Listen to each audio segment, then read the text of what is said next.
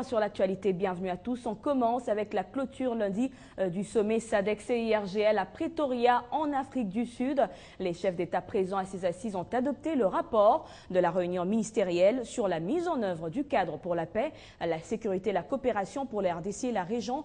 La RDC a été félicitée par les dirigeants de ces organisations régionales pour son habileté dans la mise en œuvre de l'accord cadre d'Addis Abeba et l'aboutissement de la crise dans le Kivu. Co-présidé par Joyce Banda, président de la République du Malawi et président de la SADC, ainsi que Yoweri Kaguta Museveni, président de la République de l'Ouganda et président en exercice de la CIRGL, tous les pays signataires de l'accord cadre pour la paix, la sécurité et la coopération pour la RDC et la région ont été exhortés lors de ce sommet conjoint à mettre en œuvre les engagements pris vis-à-vis de cet accord. Le sommet conjoint a félicité le Malawi, l'Afrique du Sud et la Tanzanie pour avoir déployé leurs troupes en RDC sous les auspices de la MONUSCO dans l'Est, ainsi que les FARDC et la brigade d'intervention pour avoir repris le territoire occupé par le M23 et les remettre sous contrôle du gouvernement. Il a également félicité le gouvernement congolais pour ses efforts en vue du respect des principes de l'accord cadre pour la paix, la sécurité et la coopération pour la RDC et la région par toutes les parties prenantes au pays. Ce sommet conjoint a cependant noté que toutes les 11 questions qui figuraient au menu des négociations de Kampala entre le gouvernement et le M23 avaient été épuisées et que les deux parties signeront bientôt un accord après que le M23 ait fait une déclaration publique et officielle renonçant à la rébellion avant que le gouvernement à son tour ne fasse une déclaration publique d'acceptation.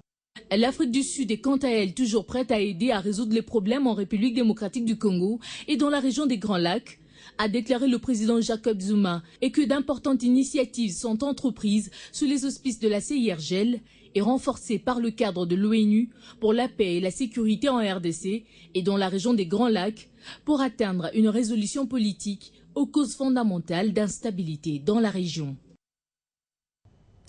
Consolidation de la paix en République démocratique du Congo, le vice-ministre des Affaires étrangères s'est entretenu ce mercredi avec la secrétaire générale adjointe des Nations Unies en charge de l'appui aux missions. La mise en œuvre de l'accord cadre d'Addis Abeba ont alimenté leurs échanges.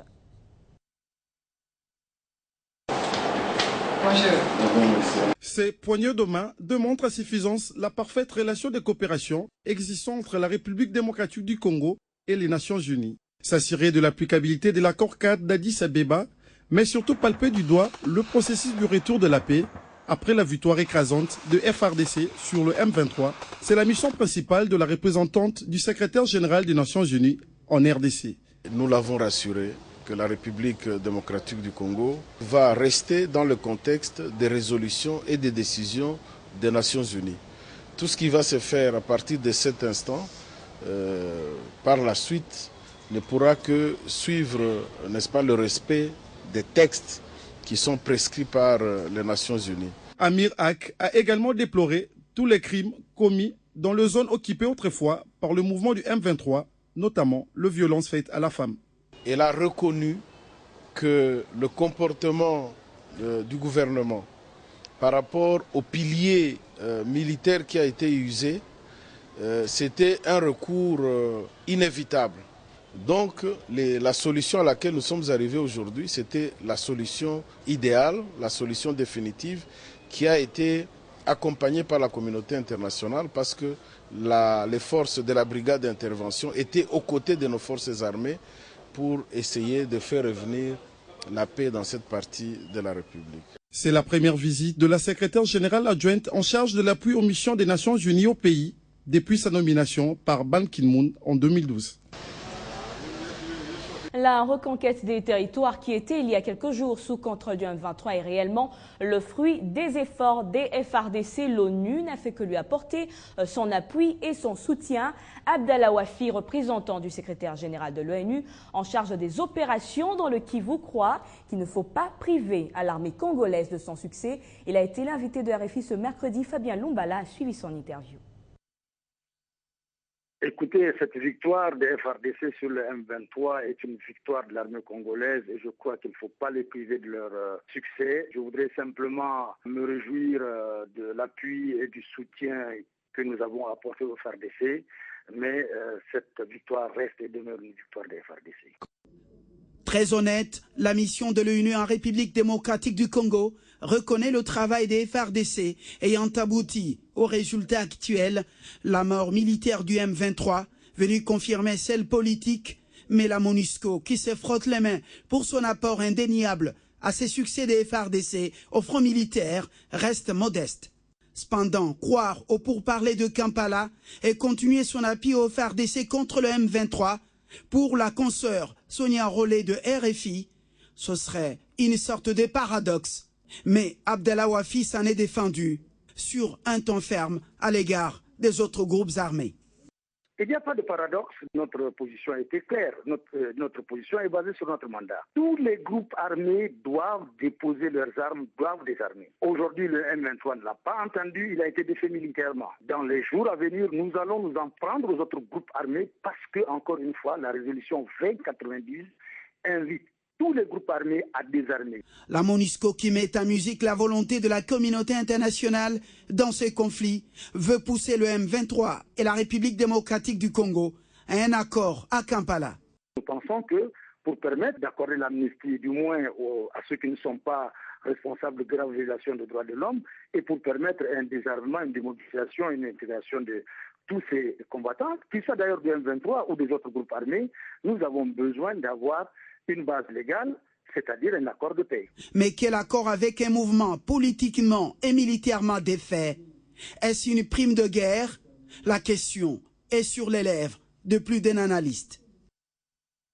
On va prendre à présent les différentes réactions et messages de félicitations au FARDC qui ont totalement anéanti le M23. D'abord, celle du ministre de Poste Téléphone, Nouvelles Technologies de l'Information et de la Communication, Trifon Kinké Moulumba, qui a remercié le commandant suprême, Joseph Kabila, qui a su mener des stratégies pour la victoire finale. Le M23 a signé la déclaration confirmant sa reddition. Celle-ci met fin à son aventure armée dans le Nord Kivu grâce à l'offensive militaire menée par les FARDC. Satisfait de cette prouesse remarquable accomplie par les forces loyalistes, plusieurs voix continuent à s'élever. La dernière en date est celle du ministre des PTNTIC. Les patrons de ces secteurs remercient les commandants suprêmes des FARDC, Joseph Kabila Kabange, qui a su mener des stratégies pour la victoire finale. C'est un homme qui est derrière cette armée, qui a donc fait que cette armée a été reconditionnée, cette armée a été requinquée. Ça montre quoi? Ça montre qu'il y a un leadership fort qui est derrière cette armée. Ça montre, comment dirais-je, une vision. Et nous devons beaucoup au président Kabila. Cet homme donc, c'est le président Kabila. Les retours de la paix dans l'Est de la République démocratique du Congo réjouit les autorités congolaises. Et la presse internationale en fait mention dans chacune de ses parutions. Lorsque vous prenez les journaux de la presse internationale, lorsque vous écoutez les radios internationales, lorsque vous regardez les télévisions internationales, ces médias qui ont envoyé dans le Kivu leurs envoyés spéciaux, eh bien ces médias sont unanimes. Ils reconnaissent une chose, la montée en puissance de l'armée nationale. Le M23 en cavale. Les FARDC s'organisent de mieux enfin de mettre définitivement terme aux atrocités perpétrées par d'autres groupes armés encore actifs dans l'est du pays. Et les ressortissants du territoire de Kimvula ne sont pas restés en reste. Ils ont également exprimé leur gratitude au chef de l'État et à l'armée régulière, Alain Lino Mwamba.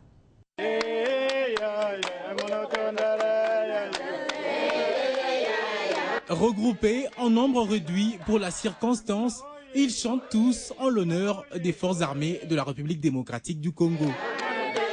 Les FARDC, dont la détermination à payer par la victoire face à la rébellion du M23, désormais dans les oubliettes. Nous saisissons ainsi cette occasion pour rendre un vibrant hommage à nos vaillants soldats des FARDC qui, sous votre houlette, sont en train d'accomplir leur lourde mission de défendre la patrie avec un courage et un dévouement sans faille. D'où cette réjouissance des filles et fils de Kimvula, de cœur avec leurs frères et sœurs du district de la Lukaya, rassemblés tous derrière leur député national, Kikoka Tony Gaetano.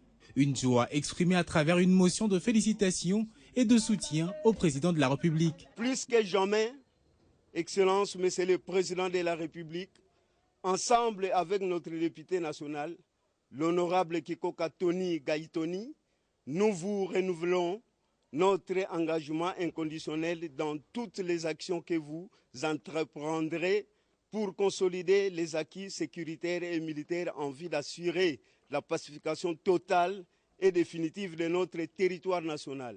Une communauté décidée à s'investir pour la paix sur l'ensemble du territoire national, mais surtout avec un soutien moral à l'endroit des populations de l'Est. Nous sommes solidaires avec nos frères et sœurs de l'Est du pays, particulièrement ceux du Nord Kivu. Ainsi, tous soutiennent être convaincus que le chef de l'État est et reste un militant de la promotion de la cohésion nationale, la lutte contre les antivaleurs et celui qui conduit à bon port le pays dans la paix. Et au Bandundu, pour encourager ces vaillants combattants, le gouverneur Jean Kamissendu avait organisé une messe d'action de grâce. Question de soutenir les FARDC qui ont défendu le territoire national. On revient donc sur cet événement avec Claude Biringaniné. Chants et cris de joie, c'est l'ambiance qui a caractérisé cette messe d'action de grâce à Kinshasa comme sur toute l'étendue de la République démocratique du Congo. Une réjouissance suite à la victoire écrasante des FARDC que la province du Bandundu a aussi célébré. Le gouverneur Jean Kamissendu a tenu à encourager ces vaillants combattants en ces termes. Nous pensons à leur famille, mais nous remercions surtout et avant tout le Dieu Tout-Puissant qui a fait que nos forces armées puissent glaner une victoire étincelante face aux troupes d'invasion venues d'où l'on sait. Une occasion aussi pour le gouverneur du Bandundu de remercier le chef de l'État qui, à travers cette victoire, veut réaffirmer la détermination de la RDC de ne tolérer aucun groupe armé sur son sol. Nous remercions donc et nous soutenons fermement le chef de l'État qui est par ailleurs le commandant suprême des forces armées de la RDC pour les mesures de fermeté qu'il a prises et qu'il a annoncées. Un soutien détail de la population du Bandundu et FARDC qui s'est joint à celle d'autres provinces, indispensable moral des forces combattantes, déterminées à rétablir la paix dans l'est de la RDC. La guerre a pris fin, mais il faut penser à la reconstruction des territoires affectés par les conflits armés. C'est ce qui justifie l'ouverture de cet atelier réunissant le ministre du Plan et les experts des groupes thématiques sectoriels des différents ministères. Ensemble, ils réfléchissent sur la mise en place d'un programme unique de reconstruction des territoires touchés par la guerre. Après la victoire des FARDC sur les rebelles du M23 dans le Nord Kivu, l'heure est à la réorganisation des services sociaux des bases, à l'élaboration et au financement de projets de développement, bref, à la reconstruction. Et la reconstruction passe par la mise en place d'un programme unique spécial, le seul cadre de référence pour le gouvernement. Ainsi, experts des groupes thématiques sectoriels des ministères et ministères du Plan identifient les projets d'urgence de reconstruction dans tout le domaine de la vie, dans les territoires détruits suite aux conflits armés. Il est question aujourd'hui aussi de faire un petit arrêt et de faire une forme d'évaluation du STAREC, de telle sorte que dans la logique de cet élargissement dont son Excellence, Monsieur le Président de la République a parlé, que nous puissions proposer des voies et moyens qui permettraient justement de rationaliser la mise en œuvre du STAREC notamment, mais dans le cadre d'un programme cohérent, intégrateur de tout ce qui existe. Outre le Nord Kivu placé en tête des listes, ce programme pourra s'élargir dans d'autres provinces. Il y a des zones fortement affectées par les conflits armés, particulièrement ceux que vous connaissez, qui ont été du Nord Kivu, du Sud Kivu, de l'Est particulièrement. Mais il y a également beaucoup d'autres zones de ces pays qui ont aussi été, dans un passé plus ou moins récent, affectées par les conflits armés. Toutes les zones anciennement contrôlées par le groupe armé et abandonnées à leur triste sort pourront retrouver leur image d'antan, une image qui permet